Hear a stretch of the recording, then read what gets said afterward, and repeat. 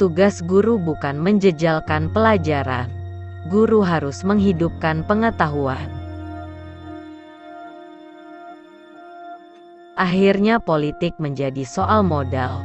Rakyat diajarkan memilih yang terkenal.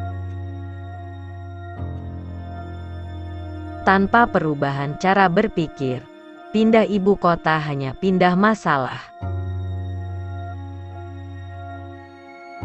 Kenyamanan jauh lebih menggoda.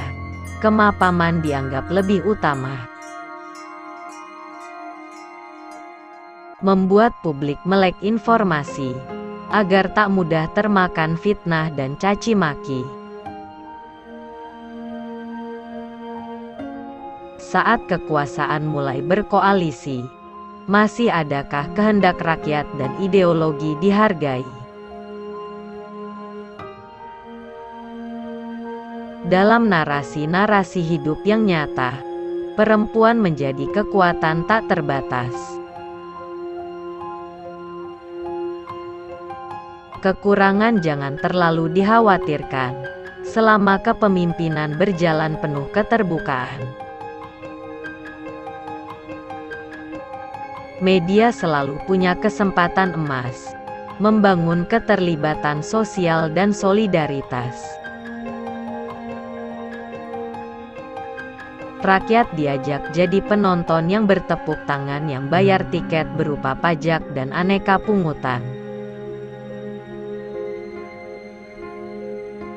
Harta dan tahta memang dua sisi yang tak bisa dipisahkan.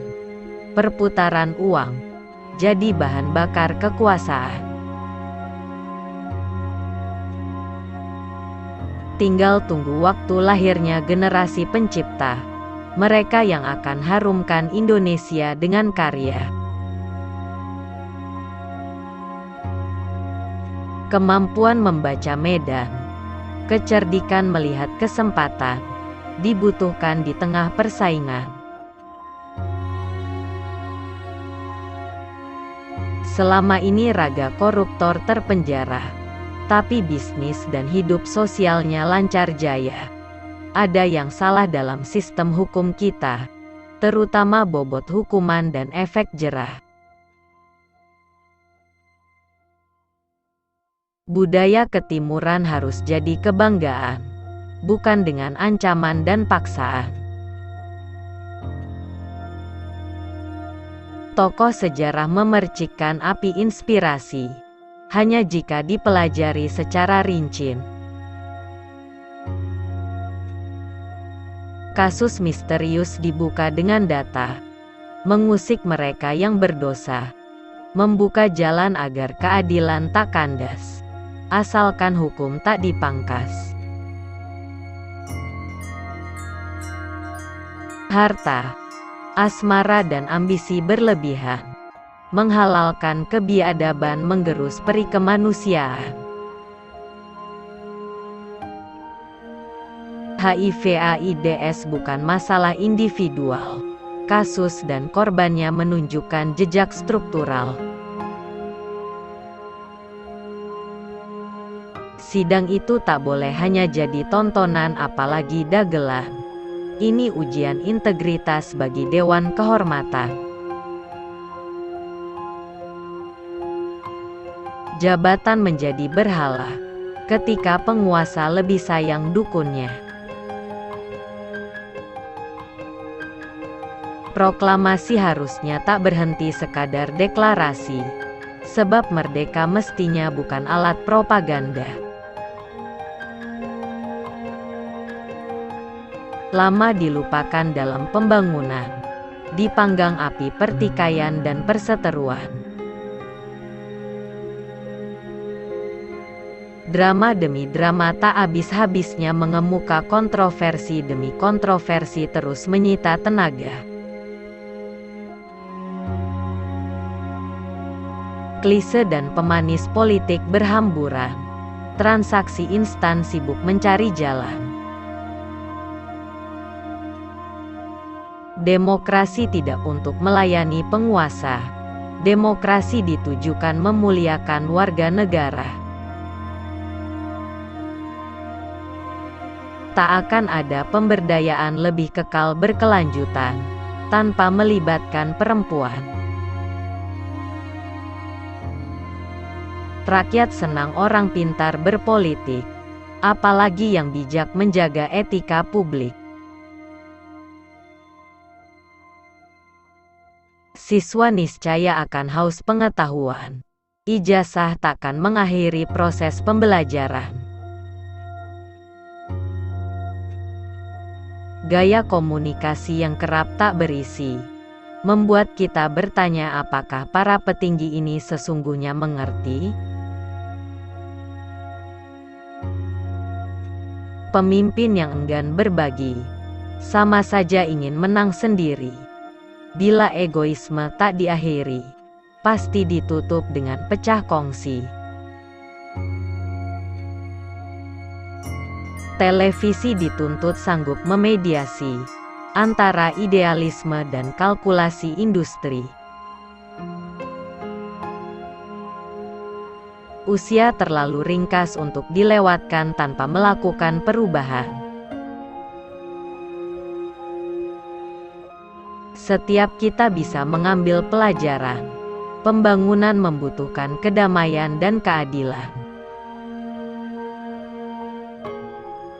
Kita mungkin bosan dengan muka yang itu-itu saja, tapi yang muda juga harus kasih bukti yang jelas dan nyata.